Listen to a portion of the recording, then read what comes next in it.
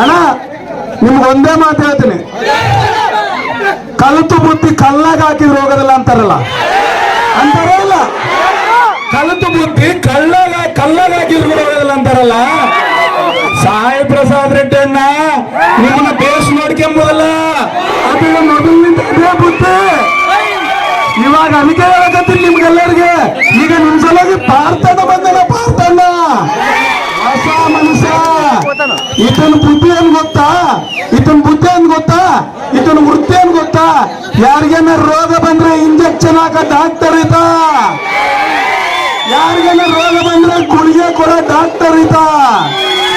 ಮತ್ತೆ ಇವಾಗ ನಿಮ್ಗೆ ಇಷ್ಟು ಕಷ್ಟಗಳು ಇದಾವ, ನಿಮ್ಗೆ ಇವಾಗ ಗುಳಿಗೆ ಇಂಜೆಕ್ಷನ್ ಬೇಕಾ ಬೇಡ? ಮತ್ತೆ ನಿಮ್ಗೆ ಗುಳಿಗೆ ಇಂಜೆಕ್ಷನ್ ಬೇಕಂದ್ರೆ ಒಂದು ಸಾರಿ ಗಟ್ಟಿಗೆ ಈ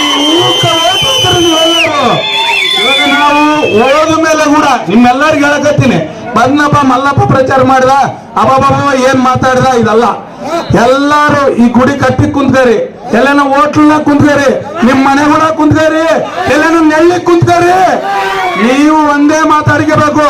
ಅಬ್ಬ ಈ ಸಾರಿ ನಾರಾಯಣಪುರಂ ನಮ್ಮೂರು ಬೇಸ್ಬಿಡ್ಬೇಕಂದ್ರೆ ನಾವ್ ಈ ಸಾರಿ ಕಮಲನ್ಗೆ ಓಟ್ ಹಾಕ್ಬೇಕು. ಹಂಗೆ ಇನ್ನೊಂದು ವಿಷಯ ಹೇಳಕತ್ತೀನಿ, ಚಂದ್ರಬಾಬು ನಾಯ್ಡು ಅವರು ಇವಾಗಿನವರೆಗೆ BC-ಗಳಿಗಾಗ್ಲಿ SC ST-ಗಾಗ್ಲಿ ಮೈನಾರಿಟಿಗಾಗ್ಲಿ ಒಳ್ಳೆ ಕೆಲಸ ಮಾಡಿದಂತ ವ್ಯಕ್ತಿ ಚಂದ್ರಬಾಬು ನಾಯ್ಡು garu. ಯಾಕಂದ್ರೆ ಯಾವಾಗ ಕುರುಬೂರಿಗೆ ಒಂದು MP ಟಿಕೆಟ್ ಆಗ್ಲಿ, ಒಂದು MLA ಟಿಕೆಟ್ ಆಗ್ಲಿ ಇಲ್ಲಿ ಯಾವಾಗ ಕೊಟ್ಟಿಲ್ಲ. ಮೊದಲನೇ ಸಾರಿ ಪಂಚಲಿಂಗಾಲ ನಾಗರಾಜ್ ಕೊಟ್ಟಾನ.